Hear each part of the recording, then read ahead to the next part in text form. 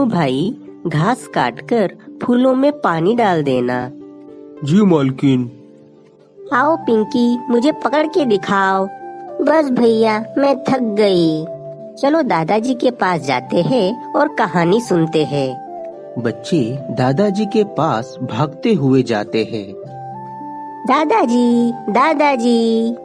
दादाजी कहते हैं, अरे अरे आओ बच्चों, आओ मेरे बच्चों। बच्चे, दादाजी हमें कोई कहानी सुनाओ ना। हाँ दादाजी, कोई कहानी सुनाओ ना। अच्छा कहानी,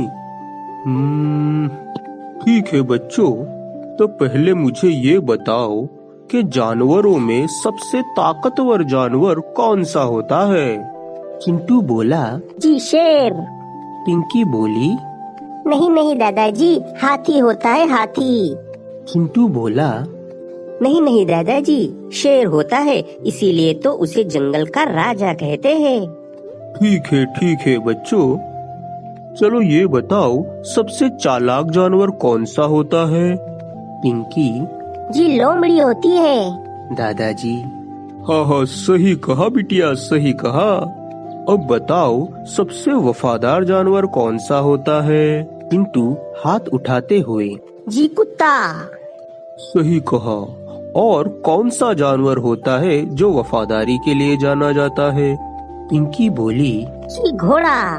सही कहा पिंकी। तो आज मैं तुम्हें आसमानी घोड़े की कहानी सुनाऊंगा। बच्चे बोले। आसमानी घोड़ा, वाह। दादाजी बोले। तो फिर सुनो बच्चों। एक बार की बात है, पाली नाम का एक गांव हुआ करता था। उस गांव में मंगरू नाम का एक मजदूर रहा करता था। मंगरू अपनी पत्नी, बूढ़ी माँ और अपने बच्चों के साथ रहता था। मंगरू अपने परिवार का पेट भरने के लिए रोज सवेरे घर से निकल जाता था। वह अनाज की दुकान पर मजदूरी करता था, पर पूरे दिन मजदूरी करने के बाद भी उसे पर्याप्त पैसे नहीं मिलते थे कि जिससे वो अपने परिवार का पेट पाल सकता था। वह दुकानदार से कहता, सेठ जी, यह रकम तो बहुत कम है। पूरे दिन की मजदूरी तो ज्यादा होनी चाहिए ना। हमें हमारे परिवार का पेट भी भरना होता है। दुकानदार कहता है, देखो मंगरू, सभी लोगों को पूरे दिन की इतनी ही मजदूरी मिलती है और तुम्हें भी इतनी ही मजदूरी मिलेगी। काम करना है तो करो, वरना कहीं और काम जाकर ढूंढ लो। मेरा वो मतलब नहीं था सेठ जी। ठीक है, कोई बात नहीं। यह कहकर मंगरू वहाँ से चला जाता है। घर आकर मंगरू बैठता है। मंगरू की माँ खांसते हुए बोली। क्या हुआ बेटा, कोई परेशानी है क्या? नहीं माँ, कुछ नहीं। क्या बच्चों, कैसी चल रही है पढ़ाई? बच्चे। ठीक चल रही है पिताजी। अच्छा ठीक है, खूब मन लगा के पढ़ाई करो और आगे बढ़ो। चुटकी, अपने पिताजी को पानी दो। ठीक है माँ। चुटकी मंगरू को पानी देती है। पत्नी कहती है, चलो सब खाना खा लो। सभी बैठकर खाना खाते हैं। रात्रि के समय जब सब सो जाते हैं, तभी पत्नी अपने पति से कहती है, क्या हुआ जी, क्या बात है? आप इतने परेशान क्यों लग रहे हो? मंगरू, क्या बताऊं पद्मा, पूरे दिन की मजदूरी करके भी हाथ में कुछ नहीं आता। इतने थोड़े से पैसों में घर कैसे चलाऊं? माँ बीमार रहती है, बच्चे पढ़ रहे हैं और आमदनी कुछ नहीं। इतनी सी रकम में हमारा गुजारा कैसे चलेगा? कोई बात नहीं जी, कोई ना कोई रास्ता निकल ही आएगा, आप परेशान मत हो। पद्मा, मुझे ऐसा लगता है कि कोई छोटा मोटा धंधा शुरू करूं, जिससे कुछ आमदनी बढ़ जाए। मगर कोई काम धंधा शुरू करने के लिए हाथ में पैसे भी तो होने चाहिए। पता नहीं क्या होगा।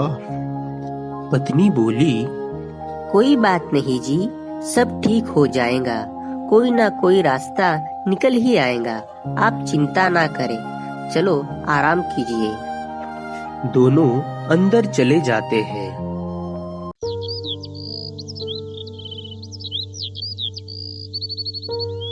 दूसरी सुबह पत्नी मंगरू को दोपहर के खाने के लिए टिफिन बांध कर देती है। मंगरू सुबह सुबह काम पर निकल जाता है। रास्ते में मंगरू एक नारियल बेचने वाले को देखता है। नारियल वाला, नारियल ले लो, नारियल ताजा ताजा, पानी से भरा हुआ, मलाई से भरपूर, 10 रुपए का एक, 10 रुपए का एक नारियल। मंगरू रास्ते में रुककर उस नारियल वाले को ही देख रहा होता है। मंगरू सोचने लगा, अरे ये नारियल वाला 10 रुपए का एक नारियल बेच रहा है और इतने सारे नारियल है। यह नारियल वाले की पूरे दिन में अच्छी आमदनी होती होगी और इधर मैं पूरे दिन मजदूरी करता हूँ, तब जाके मुझे 100 रुपए मिलते हैं। मंगरू यह सोचकर वहां से निकल जाता है।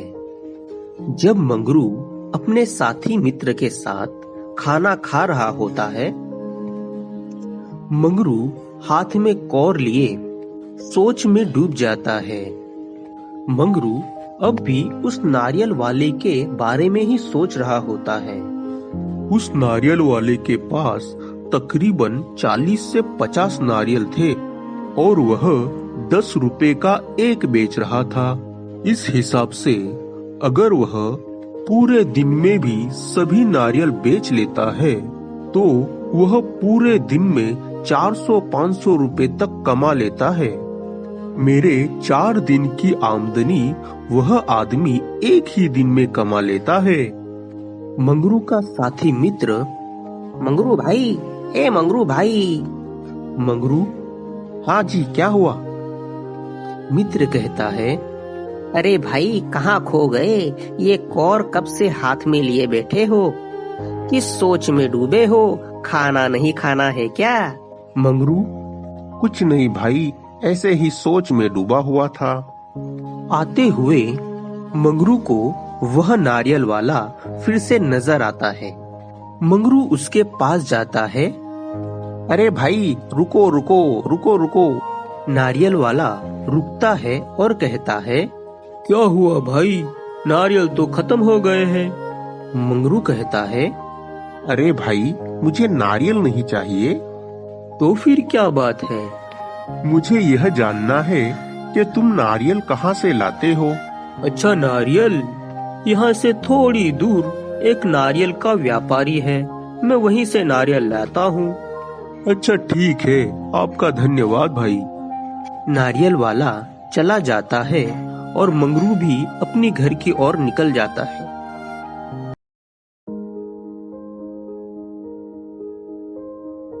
मंगरू घर आकर बैठता है और सोच में डूबा हुआ होता है। पद्मा पानी का ग्लास लेकर मंगरू के पास खड़े होकर पूछती है, ए जी, क्या हुआ? किस सोच में डूबे हुए हो? मंगरू चौंकते हुए, हाँ जी, क्या हुआ? मैंने कहा किस सोच में डूबे हुए हो? ये लीजिए पानी। अरे कुछ नहीं।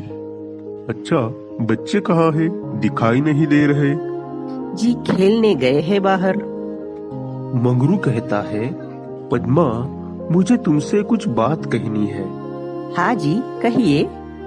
मैं नारियल बेचने के बारे में सोच रहा हूँ। क्या जी, नारियल? हाँ, नारियल। आज सवेरे जब मैं काम पर जा रहा था, तब मैंने देखा कि एक नारियल वाला 10 रुपए का एक नारियल बेच रहा था और उसके पास 40 से 50 नारियल थे और शाम होते होते सारे नारियल बिक चुके थे।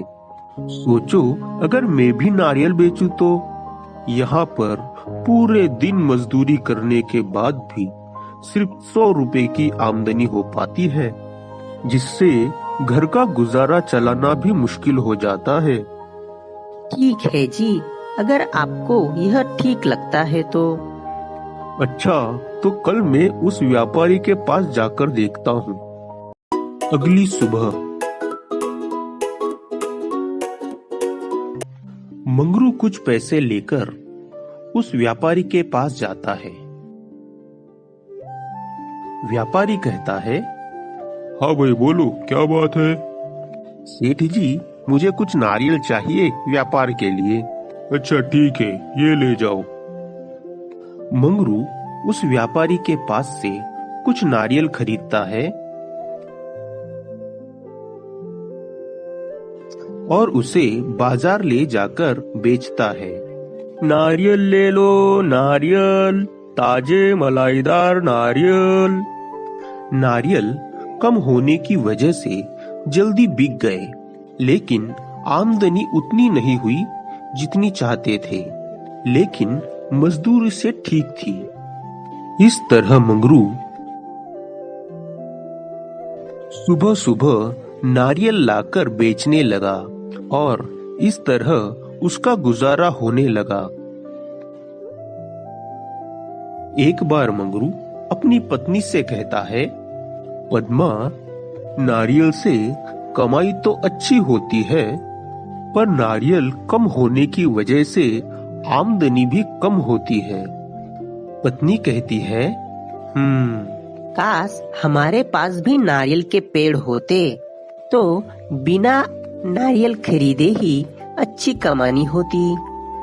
तुमने सही कहा पद्मा, तुम्हारी बात में दम तो है। अगर हमारे पास पेड़ हो तो हमारी आमदनी में बहुत ज्यादा बढ़ोतरी हो जाएगी। ये सही रहेगा। मैं कल ही व्यापारी के पास जाकर पेड़ खरीदने की बात कहता हूँ, फिर देखते हैं क्या होता है।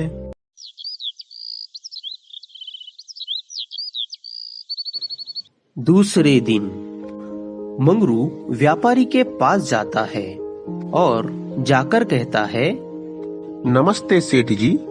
व्यापारी, हाँ नमस्ते, बोलो भाई मंगरू, क्या बात है? सेठ जी, मैं आपसे नारियल के पेड़ खरीदना चाहता हूँ। क्या कहा? नारियल के पेड़? पर भाई ये पेड़ तो बिकाऊ नहीं है। सेठ जी, अगर कोई पेड़ हो तो मुझे बताओ, आपकी बड़ी कृपा होगी। व्यापारी थोड़ा सोचकर बोलता है, अच्छा ठीक है, देखो वो नदी के किनारे पर वहाँ पर 3 पेड़ है, अगर तुम चाहो तो वो तुम ले सकते हो। ठीक है सेठ जी, पर उन तीनों पेड़ों की कीमत क्या होगी? मंगरू झिझकते हुए बोला। सेठ ने कहा, भाई ये तीनों पेड़ मैं तुम्हें 3000 रुपए में दे दूंगा। मंगरू कहता है, जी क्या कहा, 3000 रुपए? हाँ भाई, अगर चाहिए तो बताना। ठीक है सेठ जी, मैं आपको बताता हूँ और पैसे की व्यवस्था होने के बाद आता हूँ। मंगरू निराश होकर घर आता है।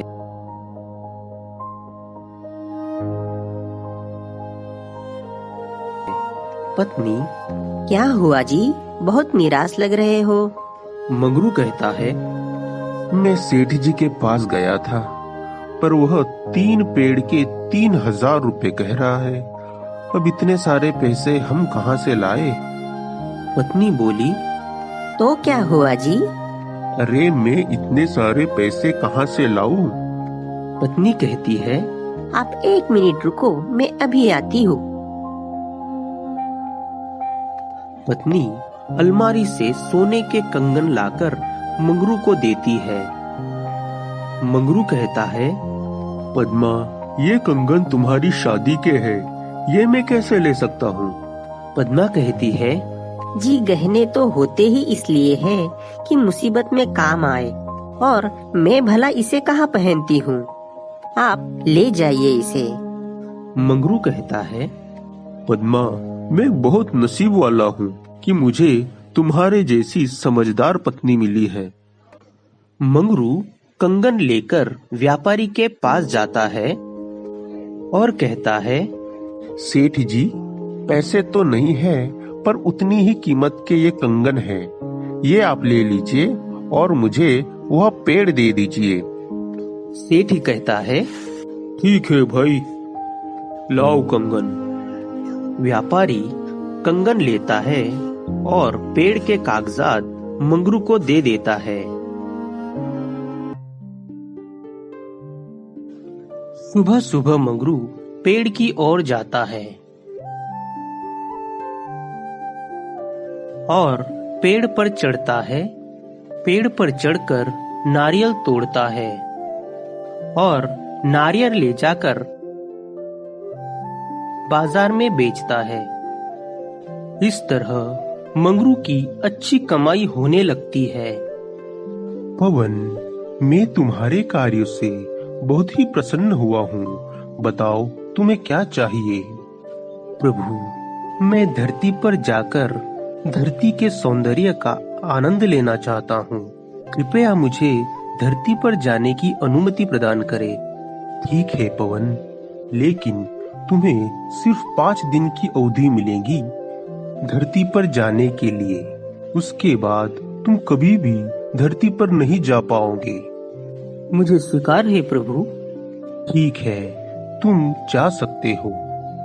आसमान से एक घोड़ा धरती पर आते हुए घोड़ा कहता है, धरती पर कितनी हरियाली है। चलो धरती पर उतरकर देखता हूँ और धरती की हरियाली और सौंदर्य का आनंद लेता हूँ। घोड़ा एक जंगल में उतरता है और जंगल में उतर के हुए कहता है, वाह, धरती बहुत ही सुंदर है। नदी, पेड़, फल, वाह बहुत ही सुंदर। टहलते टहलते घोड़ा नारियल के बगीचे में पहुंच जाता है। चलते चलते अचानक घोड़े के पैर में एक कांटा चुभता है। वह जोर से चिल्लाता है। वहाँ कुछ ही दूरी पर मंगरू नारियल उठा रहा होता है। मंगरू चौंकते हुए कहता है, अरे ये कैसी आवाज थी? इतनी जोर से कौन चिल्ला रहा है? वह थोड़ी दूर जाकर देखता है तो देखते ही चौंक जाता है। वह कहता है, अरे ये कैसा घोड़ा है जिसके पंख लगे हुए हैं और ये इतनी जोर से कैसे चिल्लाया? मंगरू घोड़े की पैर की तरफ देखता है। अरे इस बेचारे के पैर में तो चोट लगी हुई है। मंगरू घोड़े के नजदीक जाता है और उसकी पीठ पर हाथ फेरता है और घोड़े के पैर से कांटा निकालता है। घोड़ा दर्द के मारे जोर से चिल्लाता है, आ! कोई बात नहीं, कोई बात नहीं, सब ठीक हो जाएगा। यह कहकर मंगरू घोड़े के ऊपर हाथ फेरता है। फिर मंगरू कुछ दूर जाता है और कुछ पत्तियां तोड़कर लाता है और अपने हाथों से मसलकर घोड़े के घाव पर लगाता है। अब तुम जल्दी से ठीक हो जाओगे मेरे दोस्त। घोड़ा कहता है, आपका बहुत बहुत धन्यवाद मित्र। मंगरू कहता है, अरे तुम तो इंसानों की तरह बात करते हो। भाई तुम कौन हो और कहां से आए हो?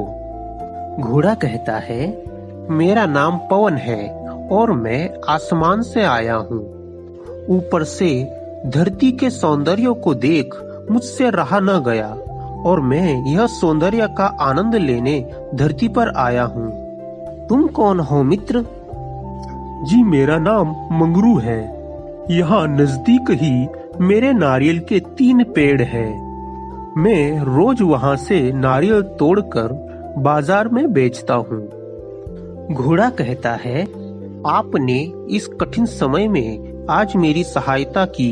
आज से धरती पर तुम मेरे अकेले मित्र हो। आज तुमने मेरे लिए जो किया उसका ऋण मैं जरूर चुकाऊंगा। मैं तुमसे मिलने कल फिर आऊंगा, मगर हमारी मुलाकात के बारे में तुम किसी से भी कुछ भी कहना नहीं, वरना हमारा मिलना कठिन हो जाएगा। मंगरू कहता है, ठीक है दोस्त, किसी से नहीं कहूँगा। घोड़ा कहता है, चलो मित्र, मैं चलता हूँ, कल फिर मिलेंगे।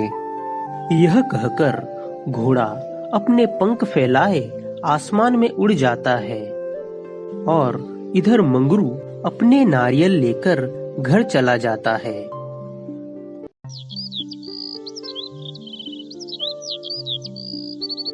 दूसरे दिन जब मंगरू जंगल की ओर जाता है, वहाँ पवन उसका पहले से ही इंतजार कर रहा होता है।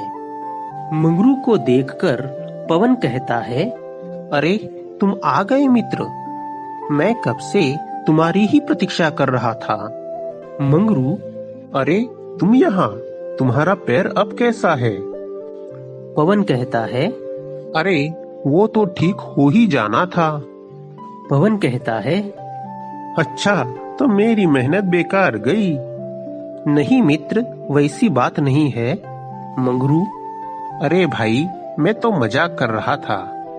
अच्छा तुम रुको, मैं पेड़ से नारियल तोड़ कर आता हूँ। पवन कहता है, अरे मित्र रुको जरा, मैं किस दिन काम आऊंगा? मतलब मैं कुछ समझा नहीं। अरे मित्र, मेरे होते हुए तुम्हें पेड़ पर चढ़ने की क्या जरूरत है? तुम मेरी पीठ पर बैठ जाओ, मैं तुम्हें नारियल तक ऊपर ले जाता हूँ। मंगरू कहता है, ये तो बहुत बढ़िया हो जाएगा और नारियल भी जल्दी ही टूट जाएंगे सब। मंगरू घोड़े की पीठ पर बैठ जाता है और ऊपर जाकर सब नारियल फटाफट तोड़ लाता है। एक साथ बहुत सारे नारियल इकट्ठा हो जाते हैं। मंगरू सभी नारियल उठाता है और पवन से कहता है, चलो दोस्त, अब मैं चलता हूँ। यह कहकर मंगरू वहाँ से जाने लगता है और पवन भी उड़कर आसमान की ओर चला जाता है। कुछ दिनों बाद गांव में बहुत बड़ा तूफान आता है। मंगरू चिंता में बैठा हुआ होता है। पत्नी कहती है, क्यों जी, इतने चुपचाप क्यों बैठे हुए हो? बाहर बड़ा तेज तूफान आया हुआ है और मुझे मेरे नारियल की पेड़ों की बहुत चिंता हो रही है। कहीं उन्हें इस तूफानी मौसम में नुकसान न हो जाए। वह नारियल के पेड़ ही हमारी रोजी रोटी का साधन है। अगर उन्हें कुछ हुआ तो फिर से हमारी परिस्थिति खराब हो जाएगी। पत्नी कहती है, सब कुछ ठीक हो जाएगा जी, आप चिंता ना करें। मैं भी यही आशा करता हूँ कि सब ठीक हो। तूफान और बिजली की आवाजें आती हैं।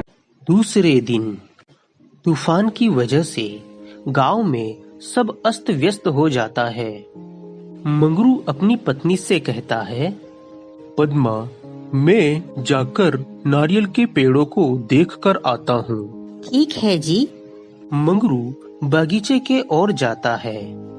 मंगरू नारियल के बागीचे में पहुंचता है और देखता है कि पूरा बागीचा तहस नहस हो चुका है और उसके 3 पेड़ों में से 2 पेड़ नीचे गिर चुके हैं।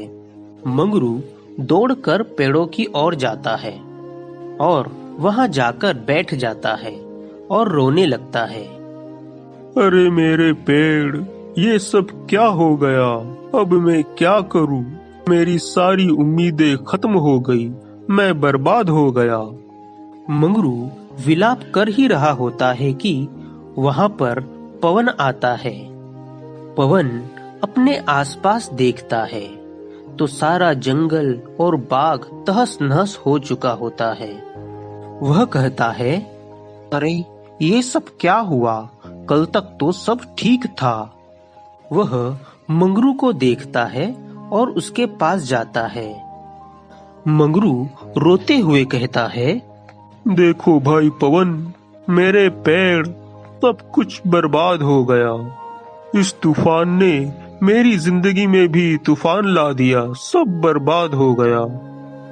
पवन कहता है, कोई बात नहीं मित्र, सब ठीक हो जाएगा, हिम्मत रखो।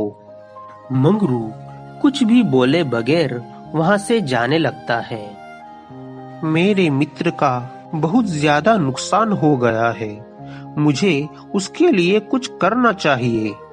पवन उड़ते उड़ते मंगरू के पीछे पीछे उसके घर तक जाता है। पवन मंगरू के घर के बाहर उनकी बातें को सुनता है। पत्नी मंगरू से कहती है, क्या हुआ जी, इतने परेशान क्यों लग रहे हो? क्या हमारे पेड़ ठीक है? मंगरू दबी आवाज में कहता है, नहीं पद्मा, कुछ भी ठीक नहीं है। हमारे 3 नारियल के पेड़ों में से 2 नारियल के पेड़ टूट गए और बचे हुए नारियल के पेड़ से सभी नारियल टूट के पानी में बह गए। सब खराब हो गया। पता नहीं ये कुदरत हमसे क्या चाहती है। बाहर पवन यह सब बातें सुन रहा था। यह सब सुनकर पवन वहां से उड़ जाता है और उड़ते उड़ते, मेरा मित्र बहुत ही परेशान है, मुझे उसकी सहायता करनी ही होगी। अगली सुबह मंगरू परेशान होकर बैठा हुआ होता है। पत्नी कहती है, सुनिए जी, क्यों नहीं आप उन पेड़ों की ओर जाके आते हो? देख कर तो आइए। मंगरू कहता है, जाकर भी क्या करूं? कल जो देखा है उसके बाद बाग में जाने की इच्छा नहीं हो रही। फिर भी जरा देख कर आओ, शायद कोई रास्ता ही निकल आए, और कुछ नहीं तो वहाँ की साफ सफाई ही कर देना। मंगरू कहता है, रास्ता? अब क्या रास्ता निकलेगा? चलो, फिर भी तुम कह रही हो तो जाकर आता हूँ। मंगरू बाग की ओर निकल जाता है। पवन वहाँ खड़े मंगरू का इंतजार कर रहा होता है। मंगरू कहता है, अरे भाई पवन, तुम? हाँ मित्र। मंगरू पवन से कहता है, ये तुम्हारे पास क्या है? पवन कहता है, ये वृद्धि जल है, मैं यह तुम्हारे लिए लाया हूँ। इस जल को किसी भी जीवित चीज पर डालो तो उसकी वृद्धि 50 से 100% बढ़ जाती है। तुम इस जल को तुम्हारे टूटे हुए पेड़ों पर डालो, इनकी बढ़ने की क्षमता कई गुना बढ़ जाएंगी और ये फिर से वैसे ही बड़े और हरियाले हो जाएंगे। पवन यही कहते ही मंगरू खुशी से कहता है, क्या सच में ऐसा हो सकता है? हाँ मित्र, ऐसा हो सकता है। ये जल तुम अपने पेड़ों पर डालो। मैं अभी इस जल को मेरे पेड़ों पर डालता हूँ। मंगरू पेड़ों पर जल डालकर पवन की तरफ आता है। पवन कहता है, अब तुम्हारे पेड़ 1-2 दिन में पहले की तरह हो जाएंगे और हाँ, इसके फल 12 मास आएंगे। तुम्हें कभी भी नारियल की कमी नहीं होगी।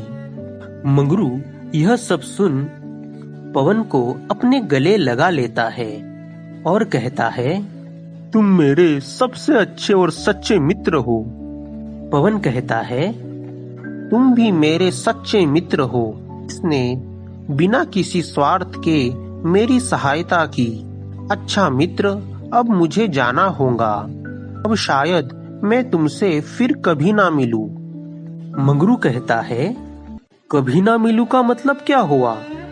पवन कहता है, धरती पर आने की मेरी अवधि अभी खत्म हो चुकी है। आज यहाँ मेरा अंतिम दिवस है। इसके बाद अब मैं धरती पर कभी नहीं आ सकूंगा। यह सुन मंगरू पवन को फिर से गले लगा लेता है। पवन कहता है, अच्छा मित्र, अब मैं जाने की अनुमति चाहूंगा। मंगरू पवन को रोक कर कहता है, रुको मित्र, क्या मैं तुम्हारा एक पंख ले सकता हूँ जिससे तुम्हारी यादें हमेशा मेरे पास रहे? यह पंख मुझे तुम्हारी दोस्ती की याद दिलाता रहेगा। पवन कहता है, हाँ क्यों नहीं, ले लो मित्र। मंगरू एक पंख ले लेता है। चलो मित्र। यह कहकर पवन आकाश में उड़ जाता है। मंगरू खुशी खुशी घर लौटता है। घर आते ही पत्नी कहती है, क्या बात है जी, जाते समय बहुत ही निराश लग रहे थे और आते समय बहुत ही खुश लग रहे हो, कोई अच्छी बात है क्या? हाँ पद्मा, मैं बहुत खुश हूँ। हाँ, लेकिन क्या बात है, क्या हुआ है, इतने जो खुश लग रहे हो? हमारे पेड़ ठीक है क्या? क्या कहीं चमत्कार हुआ है? मंगरू कहता है, हाँ पद्मा, चमत्कार ही समझो। एक मित्र मिला था जिसने हमारी सारी परेशानियां खत्म कर दी। मंगरू पंख को देखते हुए पद्मा से कहता है। 2-3 दिन बाद सुबह मंगरू बाग में अपनी पेड़ों के पास जाता है और देखता है कि पेड़ पहले जैसे ही बड़े हो चुके हैं और पेड़ पर पहले से भी ज्यादा नारियल लगे हुए हैं। यह देखकर मंगरू बहुत खुश होता है और आसमान की ओर देख हाथ हिलाकर कहता है, शुक्रिया मेरे दोस्त। इस तरह मंगरू की सारी परेशानियां दूर हो जाती है और धीरे धीरे मंगरू खुद नारियल का व्यापारी बन जाता है, अपना पक्का मकान बना लेता है और इस तरह मंगरू एक सफल इंसान बन जाता है। दादाजी कहते हैं, बताओ बच्चों, कहानी कैसी लगी? बच्चे कहते हैं, बहुत अच्छी लगी दादाजी। दादाजी कहते हैं, तो इस कहानी से हमें यह सीख मिलती है कि निस्वार्थ की गई हुई मदद कभी भी बेकार नहीं जाती। समझे बच्चों?